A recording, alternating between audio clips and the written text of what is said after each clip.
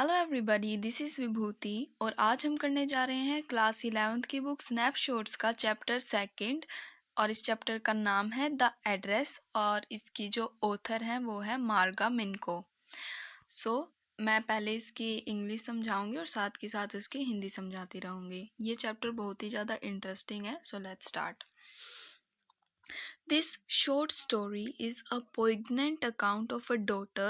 Poignant का मतलब होता है painfully affecting the feeling. Okay, so this short story is a poignant account of a daughter who goes in search of her mother's belonging after the war in Holland.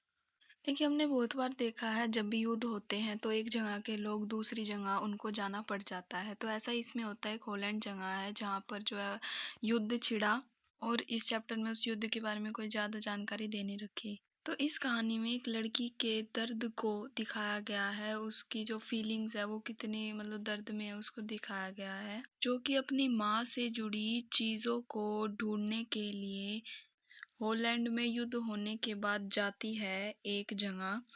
And when she finds them, the objects evoke memories of her earlier life. और जब वो अपनी माँ से जुड़ी चीज़ों को पाती है तो उसकी जो पुरानी यादें होती है वो उमड़ी आती है और वो अपना बचपन अपनी माँ के साथ जैसे उसने गुजारा था उसको याद करने लग जाती है। However, she decides to leave them all behind and resolves to move on. लेकिन वो डिसाइड करती है उन सारी चीज़ों को वहीं पर छोड़ देने की और आगे बढ़ जाने की। देखिए, क्या होता है कि जब हमारे में से कोई हमारा नोन टू की डेथ हो जाती है तो हम चाहते हैं उससे रिलेटेड चीज़ें हमारे पास हो। लेकिन यहाँ पर जो ऑथर है वो कह रही है कि जब मैंने अपनी माँ की चीज़ें देखी, उसने उन चीज़ों को अपने साथ नहीं लिया, उसने उन चीज़ों को वहीं छोड़ दिया। तो उसने ऐसा क्यों किया वो हम इसमें जानेंगे। और वो उसकी माँ से रिलेटेड चीज़ें कहीं और है, वो उसको ढूँढने वहाँ जा रही है, इतनी दूर क्यों जा रही है? तो ये सब इस पूरे चैप्टर में हम जानेंगे। So let's start. Do you still know me? I asked. अब ये क्वेश्चन जो हमारी ऑथर है मार्गा मिनको, ये कर रही है एक लेडी से। और ये जो लेडी होती है ये ऑथर की माँ की फ्रेंड होती है। और आगे की जानकारी हम आगे देखेंगे। तो जो ऑथर होती है वो उस लेडी से जो कि उसकी माँ की फ्रेंड थी उससे पूछती है, क्या तुम मुझे अभी भी जानती हो? The woman looked at me searchingly. जो औरत थी उसने मेरी तरफ मतलब ऑथर की तरफ कुछ खोजबीन भरी निगाहों से देखा। She had open the door a chink. उस औरत ने सिर्फ इतना ही दरवाज़ा खुला था, मतलब बिल्कुल थोड़ा सा, जिसमें उसका सिर्फ मुंह दिख रहा था। I came closer and stood on the step. मैं उस दरवाजे के थोड़ा और निकट गई और वहीं स्टेप पर जो सीढ़ी थी वहीं खड़ी हो गई। No I don't know you. फॉर जो लेडी होती है वो कहती है मैं तुम्हें नहीं जानती। I am Mrs S daughter. उसने कहा मैं मिसिस एस की बेटी हूँ। अब मैं एक चीज़ पहले ही बता देती हूँ इसमें चैप्टर के शुरुआत में ही, कि जो मार्को मिनको की जो माँ की फ्रेंड थी वो ऑथर को जानती है, मार्गा मिनको को जानती है, लेकिन फिर भी वो उससे मतलब ये कोशिश कर रही है कि वो उसे नहीं जानती। और वो उसे क्यों नहीं जानती, क्यों वो ऐसी कोशिश कर रही है, वो हम आगे देखेंगे अभी। She held her hand on the door as though she wanted to prevent it opening any further. तो जो वो लेडी थी उसने डोर को कुछ इस तरीके से पकड़ लिया जैसे वो उसे खोलना नहीं चाहती थी। वो नहीं चाहती थी कि जो ऑथर है वो रूम में आए। Her face gave absolutely no sign of recognition. और उस लेडी के चेहरे से लग रहा था कि उसे बिल्कुल भी कोई होशो खबर कुछ भी नहीं है कि वो उसे जानती है। She kept staring at me in silence. और वो जो औरत थी वो ऑथर को बिल्कुल साइलेंटली सिर्फ देख रही थी, घूर रही थी। Perhaps I was mistaken, I thought, perhaps it isn't her. तो ऑथर को ऐसे लगा शायद उससे गलती हो गई, शायद ये वो लेडी नहीं है जिनसे वो मिलने आई थी यहाँ पर। I had seen her only once fleetingly and that was year ago. So जो ऑथर कहती है मैं जिस औरत से मिलना चाहती थी मैंने उसे सिर्फ एक बार ही देखा था बचपन में, उड़ती उड़ती नज़रों से। फ्लीटिंगली का मतलब होता है उड़ती उड़ती नज़रों से देखा था बहुत साल पहले। It was most probable that I had rung the wrong bell. उसे लग रहा था कि शायद उसने गलत डोरबेल बजा दिया है। The woman let go of the door and stepped to the side. फिर वो जो औरत थी उसने दरवाज़ा जो है, फिर महिला ने दरवाज़ा खुला छोड़ दिया और एक तरफ हट गई। She was wearing my mother's green knitted cardigan. उसने मेरी माँ का हरे रंग का बुना हुआ कार्डिगन पहन रखा था। ये एक लंबा कोट होता है, आपने देखा होगा। The wooden buttons were rather pale from washing. जो उसके लकड़ी से बने बटन थे वो अब फीके पड़ चुके थे धोने से। She saw that I was looking at the cardigan and half hid herself again behind the door. फिर उस औरत ने नोटिस किया कि मैं उसको जो है उसके कार्डिगन को देख रही थी, इसलिए उसने जो है अपने आप को आधा छुपा लिया दरवाजे के पीछे। But I knew now that I was right. तो जो अगर और अब ऑथर को बिल्कुल विश्वास हो गया था कि वो सही है, वो सही घर में आई है। Well you know my mother, I asked. तो ऑथर ने उनसे पूछा कि आप मेरी माँ को जानती हैं। Have you come back, said the woman. Woman ने कहा तुम वापस आ गई हो। I thought that no one had come back. मैंने सोचा कोई भी वापस नहीं आया। Only me. A door opened and closed in the passage behind her. तो जो उस घर के पिछले वाली जो गली वगैरह होगी वहां से कोई दरवाजा खुला और बंद हो गया। अ मस्टी स्मेल इमर्ज्ड। एक बासी सी स्मेल आई रूम में, है ना, एक जो है ऐसे सिली सिली स्मेल वो आई। I regret I can not do anything for you. तो जो अब यहाँ पर वो लेडी है वो कहती है मुझे माफ़ करना, शर्मिंदा है कि मैं तुम्हारे लिए कुछ नहीं कर पाई। I have come here specially on the train. मैं तो जो होता है वो कहती है मैं यहाँ पर स्पेशली आई हूँ, ट्रेन से आई हूँ। I wanted to talk to you for a moment. मैं तुमसे सिर्फ कुछ क्षण बात करना चाहती हूँ। It is not convenient for me now, said the woman. Woman ने कहा लेकिन अभी ऐसा नहीं हो सकता। I can not see you. मैं तुम्हें नहीं देख सकती। अनदर टाइम, अगली बार। She nodded and consciously close the door as though no one inside the house should be disturb. और उसने मिलने के लिए, बात करने के लिए मना कर दिया और सावधानी पूर्वक जो है डोर बंद कर दिया ताकि अंदर जो भी है वो डिस्टर्ब ना हो। I stood where I was on the step. फिर जो मार्गो मिनका वो वहीं खड़ी रही दरवाजे पर ही। The curtains in front of the bay window moved.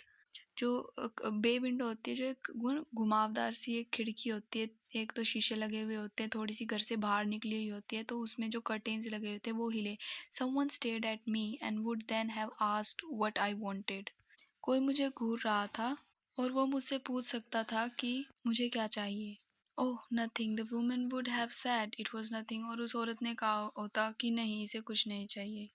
I looked at the name plate again. मैंने जो वहाँ की उसके घर पे नेम प्लेट होती थी उसे दोबारा देखा। Dorling it sat in black letters on white enamel. White colour के पत्थर पे काले अक्षरों में डोल्डिंग लिखा हुआ था। And on the jamb a bit higher the number 46। और जो उनका गेट था उसके ऊपर वाली थोड़ी सी ऊपर लिखा हुआ था number 46। As I walked slowly back to the station, I thought about my mother. जैसे ही मैं स्टेशन वापस जा रही थी मैंने मेरी माँ के बारे में सोचा। Who had given me the address years ago? जिन्होंने मुझे यहाँ का एड्रेस दिया था बहुत साल पहले। It had been in the first half of the war. यह वॉर से पहले की बात है, जब आधा वॉर हो चुका था। I was home for a few days and it struck me immediately that something or other about the room had changed. मैं घर पे कुछ समय के लिए आई थी और मुझे लगा कि मेरे रूम में कुछ चेंज हुआ है, ऐसा मेरे दिमाग में आया। I missed various things. मैंने बहुत सारी चीज़ें मिस करी। My mother was surprised. मेरी माँ चौंक गई थी। I should have notice so quickly. मुझे एकदम से नोटिस करना चाहिए था। Then she told me about Mrs Dorling. फिर उन्होंने मुझे मिसिज डोल्डिंग के बारे में बताया। I had never heard of her but apparently she was an old acquaintance of my mother. फिर ऑथर की माँ ने उन्हें मिसिस डोल्डिंग के बारे में बताया। ये डोल्डिंग वही लेडी है जिससे अभी अभी इनके घर पे गई थी ऑथर। ऑब्वियसली ऑथर ने उनके बारे में सुना था, डोल्डिंग के बारे में। वो उनकी माँ की एक्वेटेंस थी, यानी जानने वाली थी। Whom she had not seen for years, जिससे ऑथर ने सालों से नहीं देखा था। She had suddenly turned up and renewed their contact and since then she had come regularly. वो पीछे मुड़ी, उन्होंने दोबारा से नए सिरे से उनके साथ जो है कॉन्टैक्ट करा, देखा, और उसके बाद वो रेगुलरली आने लग गई थी घर पे। अभी ये वाला जो पैसेज मैंने बोला है ये वो है जब ऑथर छोटी थी, उनकी पहली मुलाकात हुई थी मिसिस डोल्डिंग से और इस समय उनकी माँ भी जिंदा थी। Every time she leaves here she takes something home with her. अब जब भी वह हमारे घर आती थी, मिसिस डोल्डिंग हमारे घर आती थी, कुछ ना कुछ हमारे घर से ले जाती थी। सैड माई मदर, मेरी माँ ने कहा। She to call the table silver in one go, वो जो उनकी टेबल पे जितनी भी सिल्वर की चीज़ें थी ना एक बार में ही ले गई सारी। And then the antique plates that hung there, और जितनी भी बहुत महंगी महंगी एंटीक पुरानी पर बहुत महंगी प्लेट्स थी ना जो दीवार पर लगी हुई थी वो ले गई। She had trouble lugging those large vases and I am worried she got a crick in her bag from the crockery। और उसे बड़े-बड़े जो वासीज़ होते हैं, जार होते हैं पौधे वगैरह रखने के लिए, वो ले जाने में बहुत दिक्कत हो रही थी। और उसकी माँ को चिंता थी कि उसकी कमर में कहीं क्रोकरी ले जाते समय कोई क्रैक क्रूक ना आ जाए। My mother shook her head pityingly, I would never have dared ask her. मेरी माँ ने अपना सर घुमाया और मैंने उनसे कभी ये पूछने की हिम्मत नहीं करी। She suggested it to me herself, और ऐसा उन्होंने खुद से ही मुझे बताया था। शी इवन इंसिस्टेड, और उन्होंने मतलब इंसिस्ट किया था बताने के लिए, जोर डाला था। She wanted to save all my nice thing, मेरी माँ मेरी सारी अच्छी चीज़ों को सेव करना चाहती थी। If we have to leave here we shall lose everything, she says. और जो ऑथर की माँ वो कहती थी अगर उन्हें अपने घर से जाना पड़ा, अगर अपना घर छोड़ना पड़ा तो वो सब कुछ गवा देंगे। अब वो ऐसा क्यों कह रही थी? क्योंकि युद्ध हो रखा था।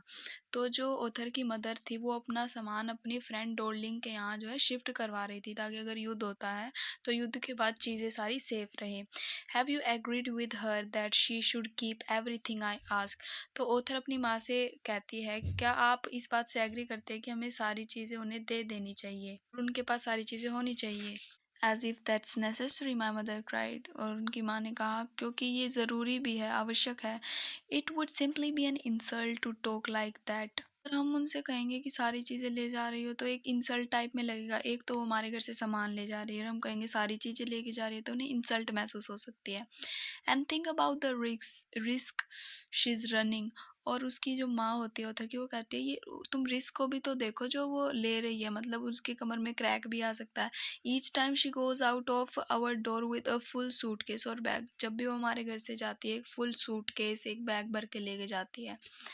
माई mother seem to notice that I was not entirely convinced. मेरी माँ ने मुझे देख के नोटिस किया कि मैं कन्विंस नहीं थी सब चीज़ों से। She looked at me reprovingly and after that we spoke no more about it. और मेरी माँ ने मेरी तरफ बार बार देखा और उसके बाद हमने इस बारे में ज़्यादा बात नहीं करी। Mean while I had arrived at the station without having paid much attention two things on the way. ये जो सारी चीज़ें थी ये भी ऑथर सोचने लग रही थी अपने दिमाग में, और जब ये चीज़ सोच रही थी तो वो स्टेशन पे पहुंच जाती है इन सब बातों को ज़्यादा महत्व ना देते हुए। I was walking in familiar places against for the first time since the war. जब से वॉर हुई है उसके बाद वो महसूस कर रही है कि वो उन्हीं पहली जगहों पर है जहाँ वो पहले हुआ करती थी बचपन में। पर I did not want to go further than was necessary, लेकिन मैं और ज़्यादा आगे नहीं जाना चाहती थी जिसकी मुझे मतलब आवश्यकता भी नहीं थी आगे जाने की। I did not want to upset myself with the sight of streets and houses full of memories from a precious time। तो वो इसलिए और आगे नहीं जाना चाहती थी और सर्वे नहीं करना चाहती थी अपनी ही उसी नो जगह का जहाँ वो पहले रहती थी, क्योंकि वो उन गलियों को नहीं देखना चाहती थी, उन पुराने घरों को नहीं देखना चाहती थी, क्योंकि अगर वो उन सबको देखती तो उसकी पुरानी मेमोरीज जो है ताज़ा हो जाती और फिर मतलब उसका रोने का सा मन हो जाता। वो परेशान नहीं होना चाहती थी इसलिए। जो उसका प्रीशियस टाइम था वो वापस तो आने नहीं वाला था, तो वो उसको मतलब सोच सोच के दुखी नहीं होना चाहती थी। In the train back I saw Mrs Dorling in front of me as I had the first time I meet her. जब वो ट्रेन में थी उन्होंने ट्रेन में पीछे देखा मिसिज डॉर्लिंग को। अभी दोबारा जो है जो ऑथर हमें बता रही है उसके पुराने टाइम की, मतलब फिर वो दोबारा डोर्लिंग से कब मिली थी, तो वो कह रही है in the train back I saw Mrs Dorling front of me again as I had the first time I met her. ट्रेन से लौटते वक्त मैंने श्रीमती डोर्लिंग को देखा जैसे कि मैंने प्रथम बार उन्हें देखा था जब वो मेरे सामने थी। It was the morning after the day my mother had told me about her. जिस दिन मेरी माँ ने उनके बारे में बताया था उससे अगले दिन ही मैंने उन्हें देख लिया था सुबह। I had got up late and coming down stairs I saw my mother about to see someone out. मैं लेट उठी थी और नीचे सीढ़ियों से आ रही थी। मैंने अपनी माँ को देखा, वो किसी का इंतज़ार कर रही थी। A woman with a broad back, एक औरत जिनकी जो बैक थी वो चौड़ी थी। There is my daughter said my mother she beckoned to me. मेरी वो डॉटर वो रही, मेरी माँ ने उन्हें कहा, इशारा करते हुए मेरी तरफ उन्होंने फिर मुझे बुलाया। The woman nodded and picked up the suitcase under the coat rack. She wore a brown coat and a shapeless hat। Woman ने अपना सर हिलाया और सूटकेस वो निकाल लिया जो कोट रैक मतलब क्योंकि वो रह रही थी, मे भी वहाँ ठंड का इलाका था और वहां पर कोट रैक था यानी जिसमें कोट टांग देते हैं। तो उसके नीचे से उन्होंने एक सूटकेस निकाला। उन्होंने खुद ने एक ब्राउन कोट पहन रखा था और एक शेपलेस जिसकी कोई शेप नहीं थी वो टोपी पहन रखी थी। Does she live far away? I was seeing the difficulty she had going out of the house with the heavy bag. क्या ये बहुत ज़्यादा दूर रहती है? मैंने उन्हें देखा क्योंकि उन्हें बहुत ज़्यादा डिफ़िकल्टी हो रही थी वो बैग उठाने में। In Marconi street said my mother number 46 remember that. तो वो जो ऑथर की माँ होती है वो ऑथर से कहती है कि वो मार्कोनी स्ट्रीट में रहती है, उनके घर का नंबर है 46 और ये तुम याद रखना। वो एम्फसाइज करते जोर देती है कि इसे याद रखना। I had remembered it but I had waited a long time to go there. मैंने इस एड्रेस को याद रखा लेकिन बहुत समय बाद मैं वहाँ गई। Initially, after the liberation, I was absolutely not interested in all that stored stuff, and naturally, I was also rather afraid of it. जब वॉर ख़त्म हुई, आज़ादी मिली, तो मेरा कोई इंटरेस्ट नहीं रह गया था उसी जगह वापस जाने में, वो जो स्टफ़ हमारे घर का था उसे देखने में। और हालाँकि मैं बहुत ज़्यादा ना घबरा रही थी उस सब को देखने से। क्यों घबरा रही थी? क्योंकि जो है वो परेशान होएगी उन सारी चीज़ों को देख के इसीलिए। Afraid of being confronted with things that had belonged to a connection that no longer existed। मुझे डर था बहुत ज़्यादा उन अगर मैं उन चीज़ों को देखूंगी कन्फ्रंट यानी आमने सामने मिलना, तो जो पुरानी जुड़ी हुई यादें थी वो दोबारा आ जाएगी और वो कनेक्शन याद करके मुझे बहुत दुख होएगा और जो कि अब है भी नहीं।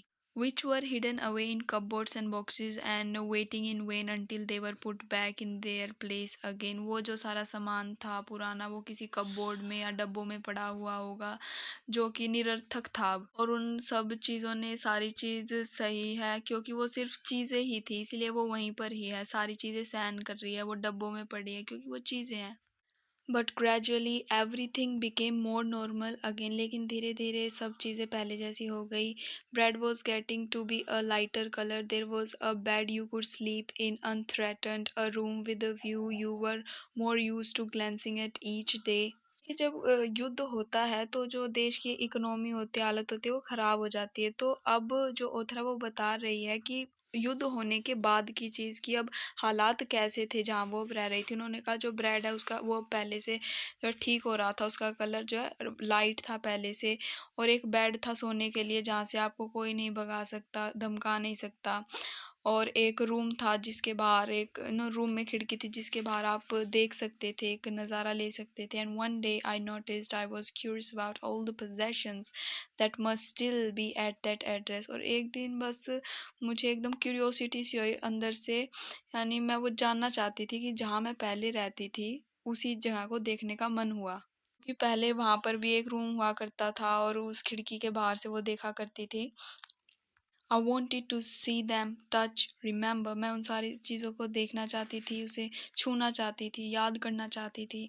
After my first visit in vain to Mrs Dorling's house I decided to try a second time. क्योंकि एक बार जब वो मिसिज डोर्लिंग से उनके घर मिलने गई तब तो वो मिल नहीं पाए, मतलब इन वेन यानी निरर्थक हो जाना उस चीज़ का, नाकामयाब हो जाना।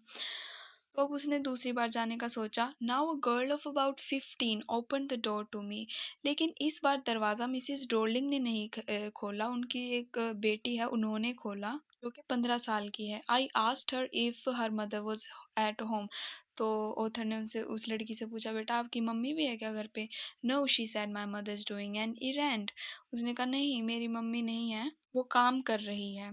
No matter I said I will wait for her. कोई बात नहीं मैं उनका इंतज़ार करूँगी। I followed the girl along the passage. फिर उन्होंने उस लड़की का जहाँ वो जा रही थी गलियारे से मैं वहाँ गई कमरे के अंदर ही। An old fashioned iron Hanukkah candle holder hung next to the mirror. एक पुराने नो ओल्ड फैशन एक आयरन का लोहे का एक मिरर था, वो मिरर का नाम है हकूना कैंडल होल्डर। वो एक कैंडल होल्डर था जो कि दीवार पे टंगा हुआ था। We never used it because it was much more cumbersome than a single candlestick। तो जो ऑथर होती है वो कहती है हमने इसको कभी यूज़ नहीं किया क्योंकि इसमें जो है बहुत सारी कैंडल्स रखने का होता है, ये बहुत बोझिल होता है। कम्बरसम का मतलब बोझ वाला, इसलिए हम एक जो एक ही मोमबत्ती रखने का होल्डर होता है ना, हम सिर्फ उसी को यूज़ किया करते थे। Won't you sit down? asked the girl. क्या तुम बैठोगी नहीं? उस छोटी सी लड़की ने ओथर से कहा। She held open the door of the living room and I went inside past her. फिर उसके बाद उसने लिविंग रूम का डोर को खोला और वो उसके पीछे पीछे गई। I stopped horrified. मैं रुक गई, मैं डर गई थी। I was in a room I knew and did not know. मैं उस कमरे में थी जो वो उसको जानती थी लेकिन अब नहीं जानती थी। I found myself in the midst of thing I did not want to see again but which oppressed me in the strange atmosphere. Author ने अपने आप को एक ऐसे माहौल में चाहा पाया इन चीज़ों को दोबारा नहीं देखना चाहती थी और एक अलग सा ही atmosphere. Or because of the tasteless way everything was arranged, because of the ugly furniture or the muggy smell that hung there, I don't know. तो ऑथर कहते हैं मुझे वो सब स्ट्रेंज ना अलग सा इसलिए लगा क्योंकि एक तो वहाँ पर सिली सिली सी स्मेल थी, फर्नीचर अजीब सा हो रखा था और सब कुछ अच्छे से अरेंज नहीं किया हुआ था। वो कहते मुझे नहीं पता वो और कुछ but I scarcely dare to look around me. लेकिन मेरी हिम्मत नहीं हो रही थी और इधर उधर देखने की। The girl moved a chair. तो लड़की ने मेरी तरफ एक कुर्सी खिसकाई। I sat down and stared at the woollen table cloth. मैं वहां पर बैठ गई और एक वुलन टेबल क्लॉथ को देखा जो कि टेबल पे बिछा हुआ था। I rubbed it. उसने उसको रब किया। My fingers grew warm from rubbing. जब उसने उस टेबल क्लॉथ को रब किया तो उसकी उंगली गर्म हो गई। आई followed the line of the pattern. उस कपड़े पे लाइन सी बनी हुई होगी कोई, उसने उसको ऐसे हाथों से छुआ, उसको फॉलो किया। Somewhere on the edge there should be a burn mark that had never been repaired. वो ये ढूंढ रही थी यहाँ पे कहीं पे कुछ इस चादर पे जले हुए का निशान हुआ था होगा जो कि कभी रिपेयर नहीं किया गया होगा। My mother will be back soon said the girl. उस गर्ल ने कहा मेरी माँ आने ही वाली होगी। I already make tea for her, will you have a cup. उसने कहा मैंने अपनी माँ के लिए चाय बनाई है, क्या तुम भी लेना चाहोगी? उसने कहा thank you. I looked up. The girl put cups ready on the tea table. She had a broad back. तो उसने ऊपर देखा जो गर्ल थी वो ना कप और प्लेट वहां पर जचा रही थी टेबल पे। उसकी भी चौड़ी कमर थी अपनी उसकी माँ की तरह, just like her mother. She poured tea from a white pot. एक पोट होगा वाइट कलर का जिसमें से वो टी कप में पोर कर रही थी। All it had was a gold border on the lid. और जो कप थे उसके जो किनारे किनारे पे गोल्ड कलर का बॉर्डर था। I remembered. She opened a box and took some spoons out. फिर उसने एक डब्बा खोला और उसमें से स्पून्स निकाली।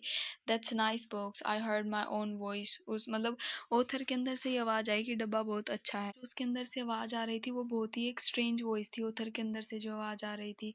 एज दो each sound was different in this room. और ऐसा लग रहा था कि हर आवाज़ जो उसके अंदर से आ रही थी या जो उसे महसूस हो रही थी वो सब कुछ अलग है। Oh you know about them. She had turned around and brought me my tea. ओ क्या तुम इसे जानती हो? वो उसके पास फिर जो है टी लेके आई। She laughed. My mother says it is antique. वो हंसी और उसने कहा मेरी माँ कहती है ये एंटीक है। We have got loads more. और हमारे पास बहुत सारी है। She pointed round the room. See for yourself. वो रूम की तरफ घूमी और उसने कहा आप खुद देखिए। I had no need to follow her hand. और ऑथर को लगा कि उसे उसको फॉलो करने की ज़रूरत नहीं है। I knew which things she meant. Author जानती थी वो लड़की उसको क्या चीज़ें दिखाना चाह रही थी। I just looked at the still life over the tea table. As a child, I had always fancied the apple on the paper plate. तो जो है चाय के टेबल को सिर्फ देखती ही रही। वो कहती है कि जब मैं छोटी थी मुझे जो है कांसी की प्लेट में जो है सेब खाना बहुत पसंद था। We used it for everything, she said. जो दूसरी लड़की होती है वो कहती है हम इसको हर चीज़ के लिए यूज़ करते हैं। Once we even ate off the plates hanging there on the wall. एक बार तो हमने जो दीवार पर प्लेट लगी हुई है इन पर भी खाना खाया था but it wasn't any special. लेकिन इसमें कुछ ज़्यादा स्पेशल नहीं था। I had found the burn mark on the table. फिर मैंने उस टेबल पे उस चादर पे बर्न मार्क देख लिया था। The girl looked questioningly at me. और वो लड़की मेरी तरफ ना संदिग्ध भरी निगाहों से देख रही थी। Yes I said you get so use to touching all these lovely things in the house you hardly look at them any more. जब आप उन चीज़ों को छूने के ज़्यादा आदी हो जाते जो आपको पता है और लंबे समय तक आपकी नहीं रहेगी। You only notice when something is missing. आप सिर्फ उस चीज़ को जब भी नोटिस करते हो जब आप उसको मिस करते हो। Because it has to be repair और because you have lent it for example. क्योंकि आपको या तो उसे रिपेयर करने के लिए देना होता है ठीक है, एक एग्जाम्पल के तौर पर, या उन्हें उधार दे देते हो। तो जो ऑथर होती है, मैं दोबारा इसी सेंटेंस को क्लियर कर रही हूँ, कुछ मिस्टेक्स कर दी मैंने इसमें। जो ऑथर होती है वो कहती है हमारे घर में जो चीज़ें होती है उनको छू छू कर हम इतने बोरियत महसूस करने लग जाते हैं कि उनको छूने का मन नहीं करता। उनको हम और अधिक देखना भी नहीं चाहते। उदाहरण के लिए आप केवल तभी गौर करते हैं जब कोई वस्तु गुम हो जाती है, क्योंकि उन्हें या तो मरम्मत करवाना होता है या आप उन्हें किसी को उधार दे देते हो। Again I heard the unnatural sound of my voice and I went on. फिर दोबारा से ओथर को अंदर से कोई आवाज़ आती है और वो आगे बढ़ती है। I remember my mother once asked me if I would help her polish the silver. तो अब दोबारा ओथर को अपनी माँ के साथ बचपन की याद आ जाती है, जब उसकी माँ ने उसे सिल्वर की चीज़ें साफ सफाई करने के लिए कहा था, उनकी हेल्प करवाने के लिए कहा था। जैसे कि हम घर में देखते हैं, छुट्टी पड़ती है तो माँ कहती है कि डब्बे साफ कर लो, चमचे साफ कर लो, ऐसे ही कुछ इसमें इंसिडेंट है। It was a very long time ago and I was probably bored that day, or perhaps I had to stay at home because I was ill, as she had never asked me before. और ये बहुत समय पहले की बात है, शायद जब मैं घर पर ही थी, शायद बीमार थी, क्योंकि उन्होंने कभी मुझे पहले ये काम करने के लिए नहीं कहा था। I asked her which silver she meant and she replied surprised that it was the spoons, forks and knives of course। और फिर उन्होंने जब जवाब दिया कि ये सिर्फ चांदी के चमचे हैं, कुछ कांटे हैं, कुछ चाकू है। And that was the strange thing, और वो बहुत strange चीज़ थी। I didn't know the cutlery was we ate of every day was silver। और जो फिर ऑथर कहते हैं कि मुझे पहली बार पता चला कि जिन बर्तनों से वो खाना खाते वो सब सिल्वर के थे, जो प्लेट चम्मच थी। The girl laughed again. तो जो लड़की थी वो हंसने लगी दोबारा। I bet you don't know it is either. I looked intently at her. Author उस लड़की से कहती मैं बैट लगा सकती हूँ कि तुम भी ये नहीं जानती। और उसने उसकी तरफ ध्यानपूर्वक देखा। What we eat with she asked. हम किन वस्तुओं से खाते क्या तुम जानते हो? Well do you know. She hesitated, she walked to the side and wanted to open a drawer. I look it सही है। तो घबरा गई, वो साइड बगल की अलमारी तक गई और एक दराज खोलना चाहती थी। मैं देखती हूँ वह इधर ही है। आई jumped up, I was forgetting the time, I must catch my train। वो फिर एकदम खड़ी हुई, उसने कहा, वो टाइम के बारे में भूल गई थी, उसने कहा मुझे ट्रेन भी पकड़नी है। So she had her hands on the drawer। Don't you want to wait for my mother। और उस लड़की के जो हाथ थे वो भी ड्रॉर पर थे। उसने कहा कि क्या तुम मेरी मम्मी से नहीं मिलना चाहती अभी? No I must go, I walk to the door. उसने कहा नहीं मुझे जाना होगा। वो गेट की तरफ बढ़ी। The girl pulled the door open. उस लड़की ने गेट खोला। I can find my own way. उसने कहा नहीं मैं खुद चल जाऊंगी। As I walk down the passage I heard the jingling of spoons and fork. जैसे ही वो आगे बढ़ रही थी तो उसने पीछे से स्पून्स और कांटों की आवाज़ सुनी। At the corner of the road I looked up at the name plate.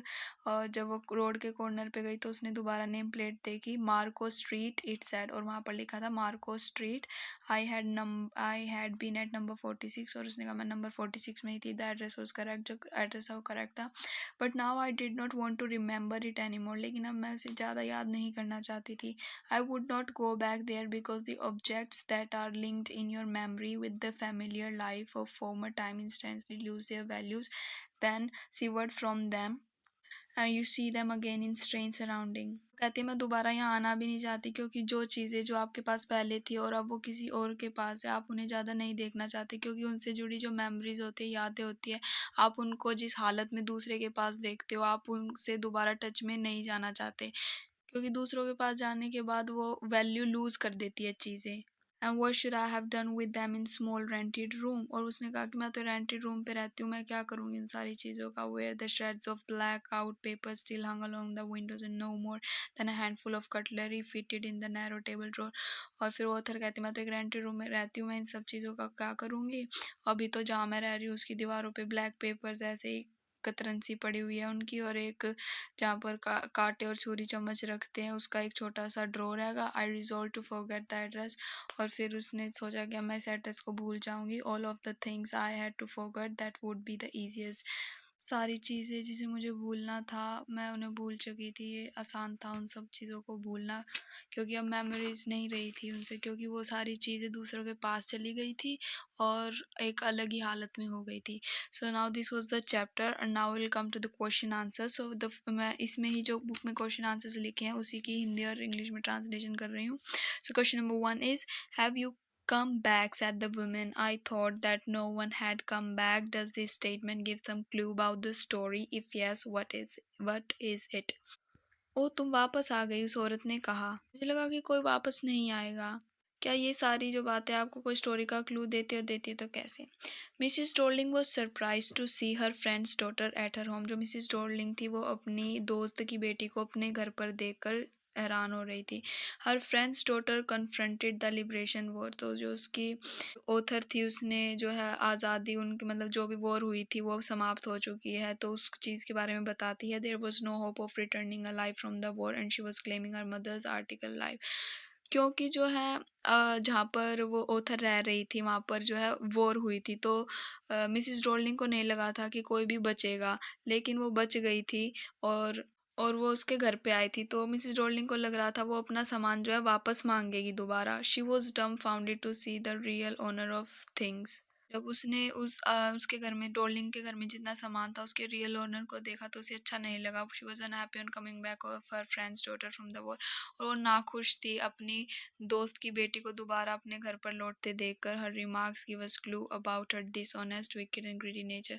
और ये जो सारी चीज़ें दर्शाती है कि जो मिसिस डोल्डिंग थी वो डिसऑनेस्ट भी थी, विकेड भी, खराब भी थी, और बहुत ही लालची टाइप की नेचर था। Question number 2 is the story is divided into pre war and post war times. What hardships do you think the girl underwent during these times. तो जो ये स्टोरी है ये वॉर होने से पहले और वॉर होने के बाद के समय को दर्शाती है। तो आपको क्या लगता है जो गर्ल है इसमें, कौन गर्ल, मिस जो मार्को मिनको है, जो इसकी ऑथर है, उनको क्या हार्डशिप, क्या उन्होंने कोई परेशानी झेली थी। बिल्कुल, जब वॉर हुई थी, एक तो उनकी माँ उनसे दूर चली गई, दूसरे उनके घर में जो इतना सामान था वो मिसिस डोर्लिंग उठा के ले गई। तो आंसर देखते हैं। During this times the girl underwent through lot of hardship. तो जब वॉर हुई थी तो जो हमारी ऑथर थी वो बहुत ज़्यादा तकलीफ़ों से गुजरी। When she was at home she never paid any attention towards the silver crockery.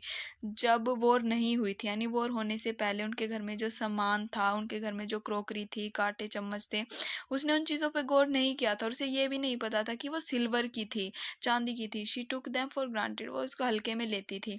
When she return home she found few things missing, और जब वो दोबारा घर लौटी उसने कुछ चीज़ों को वहाँ नहीं पाया। She did not approve the idea that her mother had given it to her friend, और उसे अच्छा नहीं लगा था कि उसकी जो माँ थी वो मिसिस डॉर्लिंग को सारा सामान दे रही थी। शी डाउटेड मिसिस डॉर्लिंग, उसे मिसिस डॉर्लिंग पे शक था।